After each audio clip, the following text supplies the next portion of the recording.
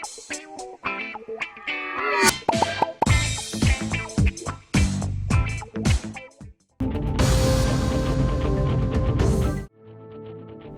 की रोज आंध्र प्रदेश के Visakhapatnam steel plant में जबरदस्त आग लग गई। ये वाकया प्लांट के SMS2 सेक्शन में पेश आया। आग लगने के बाद आसपास मौजूद कारकुनों में खौफ व हरास फैल गया। इस वाक़े के वक्त यूनिट से कशीफ धुआं उठने लगा और शदीद आग के शोले दिखाई दिए, जिससे फौरी तौर पर हंगामी रद्द-ए-अमल सामने आया। इतला मिलते ही फायर फाइटर्स ने जाए वक़ू पर पहुंचकर आग बुझाने के लिए कड़ी मशक्कत की। आग लगने की वजह ताहाल मालूम नहीं हो सकी। अभी तक इस वाक़े में किसी जानी नुकसान की इत्तला नहीं है। मुकामी हुक्काम मसरूफ़ तहक़ीक़ात है। रियासत कर्नाटक के ज़िले हावेरी में गुज़िश्ता साल एक खातून के साथ पेश आए इज्तिमाई तौर पर इस्मत रेज़ी के वाक़े ने रियासत भर में सनसनी मचा दी। इस वाक़े में मुलव्विस मुलज़िमीन को हाल ही में अदालत से ज़मानत मिलने के बाद वो जेल से बाहर आकर जीत का जश्न मनाते हुए रैली निकालते नजर आए। ये वीडियो सोशल मीडिया पर वायरल हो गया, जिस पर अवाम में शदीद गम गुस्से की लहर पाई जाती है। ये वाक़या हावेरी ज़िले के आके अलूरो कस्बे में पेश आया था। मुलज़िमीन के करीबी दोस्तों ने उनके जेल से बाहर आने पर मुलज़िमीन का पुरतपाक इस्तक़बाल किया। वीडियो में देखा जा सकता है कि मुलज़िमीन तेज़ रफ्तार गाड़ियों और बाइक्स पर सवार होकर शोर मचाते हुए जुलूस की शक्ल में सड़कों पर निकल आए और जश्न मनाया। इस मंजर को देखकर सोशल मीडिया सारिफीन में सख्त नाराजगी देखी जा रही है और अवाम पुलिस से फौरी कार्रवाई का मुतालबा कर रहे हैं। आपको बता दें कि ये केस जनवरी साल 2024 का है, जब एक खातून ने पुलिस में शिकायत दर्ज करवाई थी कि कुछ अफराद ने उसके साथ इज्तिमाई ज़्यादती की। मुतासरा खातून के मुताबिक वो हनागल इलाके के एक होटल में अपने दोस्त के साथ ठहरी हुई थी कि अचानक चंद अफराद जबरदस्ती उनके कमरे में घुस आए और उसे करीबी जंगल में ले जाकर ज्यादती का निशाना बनाया। तहकीकात के बाद पुलिस ने 7 मुलजिमान समेत जुमला 19 अफराद को गिरफ्तार किया था। मुतासरा खातून ने इब्तिदाई शिनाख्त के दौरान मुलजिमीन को पहचान लिया था, लेकिन अदालती कार्रवाई के दौरान उन्हें शिनाख्त करने में मुश्किल पेश आई, जिसके नतीजे में 12 अफराद को तकरीबन 10 माह कबल जमानत पर रिहा कर दिया गया था और हाल ही में दीगर 7 मुलजिमीन को भी जमानत पर रिहाई हासिल हो गई। उनकी रिहाई पर मनाए गए जश्न का वीडियो सोशल मीडिया पर वायरल हो गया।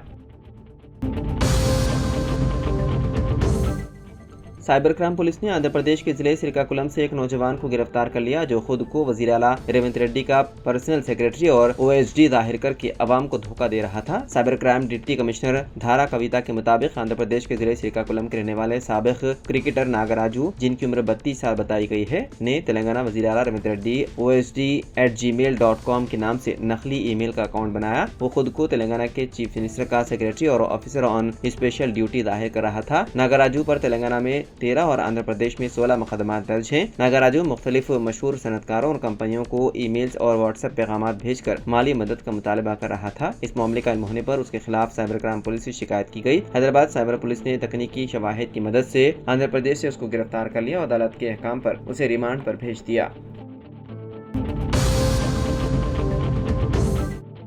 मारूफ फूड डिलीवरी प्लेटफॉर्म जोमेटो ने सारिफीन को एक और झटका दिया है। नुकसान को कम करने की कोशिश के तौर पर कंपनी ने नई फीस आयद करनी शुरू की है। अब से फासले के हिसाब से लॉन्ग डिस्टेंस सर्विस फीस ली जाएगी, यानी अगर आप किसी दूर दराज होटल या रेस्टोरेंट से खाने का ऑर्डर देते हैं तो आपको इजाफी चार्ज अदा करना होगा। 4 किलोमीटर से ज्यादा फासले पर वाक़ रेस्टोरेंट से ऑर्डर करने पर जोमेटो को नई लॉन्ग डिस्टेंस सर्विस फीस लागू होगी। अगर रेस्टोरेंट और डिलीवरी पते के दरमियान फासला 4 से 6 किलोमीटर है और ऑर्डर की कीमत 150 रुपए से ज्यादा है तो सारिफ से 15 रुपए फीस ली जाएगी, और अगर फासला 6 किलोमीटर से ज्यादा है तो ऑर्डर की कीमत से कतई नजर शहर के हिसाब से 25 से 35 रुपए सर्विस फीस आयद की जाएगी।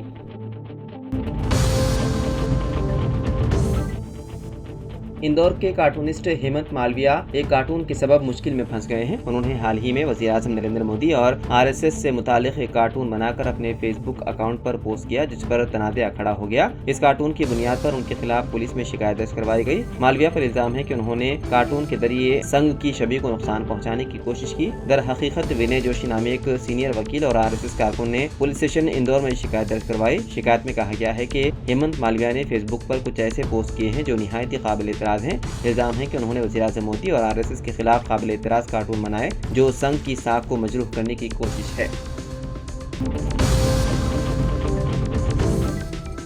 तेलंगाना और आंध्र प्रदेश में बम धमाकों की साजिश के इल्जाम में गिरफ्तार 2 नौजवानों को आंध्र प्रदेश के विजयनगरम अदालत ने 1 हफ्ते के लिए पुलिस रिमांड की इजाजत दे दी। मीडिया रिपोर्ट्स के मुताबिक पुलिस ने इस मुकदमे में सिराज और समीर को गिरफ्तार किया था और उनसे तफ्तीश के लिए अदालत से 10 दिन की पुलिस कस्टडी की दरख्वास्त की थी। अदालत ने दोनों की जानिब से दलाइल सुनने के बाद विजयनगरम जिले फर्स्ट क्लास मजिस्ट्रेट ने फैसला सुनाते हुए 1 हफ्ते के लिए पुलिस तहवील में लेने की इजाजत दी है।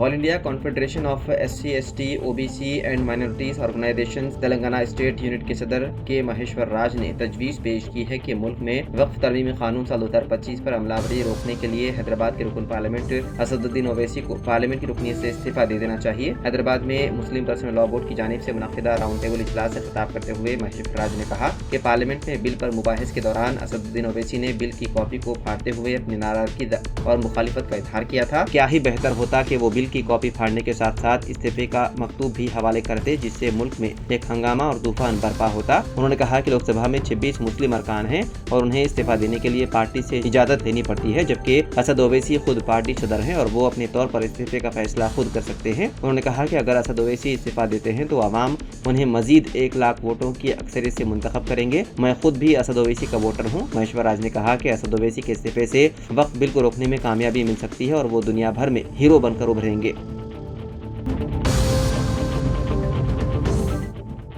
शमशाबाद एयरपोर्ट से भुवनेश्वर जाने वाली इंडिगो फ्लाइट में खातून मुसाफिर ने हंगामा खड़ा कर दिया। इत्तलात के मुताबिक दौरान परवाज रवानगी से कबल खातून ने इमरजेंसी दरवाजा खोलने की कोशिश की, जिस पर एयरलाइन के अमले ने फौरी तौर पर मुदाखलत करते हुए उसे ऐसा करने से रोक दिया और बादना खातून को पुलिस के हवाले कर दिया। तफसीलात के मुताबिक ये वाक़या उस वक्त पेश आया जब इंडिगो फ्लाइट शमशाबाद एयरपोर्ट से भुवनेश्वर रवाना होने के लिए रनवे की जानिब जा रही थी। इसी दौरान कर्नाटक से ताल्लुक रखने वाली खातून मुसाफिर ने अचानक इमरजेंसी डोर खोलने की कोशिश की। अमले ने फौरी तौर पर सूरत हाल पर काबू पाया, लेकिन खातून अमले के साथ झगड़ा करने लगी। इस दौरान पायलट ने फ्लाइट रोक दी और खातून को Rajiv Gandhi international airport police के हवाले कर दिया।